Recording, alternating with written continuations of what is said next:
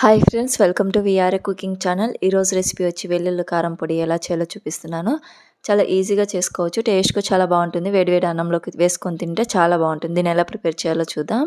ముందుగా ఒక మిక్సీ జార్లోకి 15-20 దాకా వెల్లుల్లి వేసుకోవాలి. అలాగే ఒక కప్పు దాకా కారం వేసుకొని, తగినంత ఉప్పు వేసుకొని, ఒక టేబుల్ స్పూన్ దాకా జీలకర్ర వేసుకొని మూత పెట్టుకొని గ్రైండ్ చేసుకోవాలి. గ్రైండ్ చేసుకున్న ఈ కారం పొడిని ఒక బౌల్లోకి తీసి పెట్టుకోవాలి.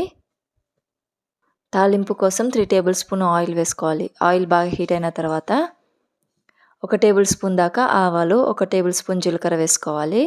1 టేబుల్ స్పూన్ దాకా మినపప్పు వేసుకొని 2 రెమ్మల దాకా కరివేపాకు వేసుకొని తాలింపు పెట్టుకోవాలి.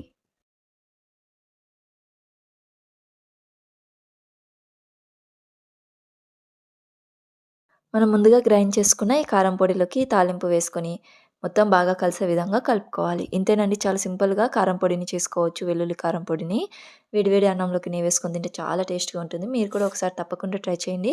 నా ఛానల్‌ని ఎవరైనా ఫస్ట్ టైం చూస్తున్నట్టయితే సబ్స్క్రైబ్ చేసుకోండి. మీ ఫ్రెండ్స్ అండ్ ఫ్యామిలీ మెంబర్స్‌కి షేర్ చేయండి. Thank you.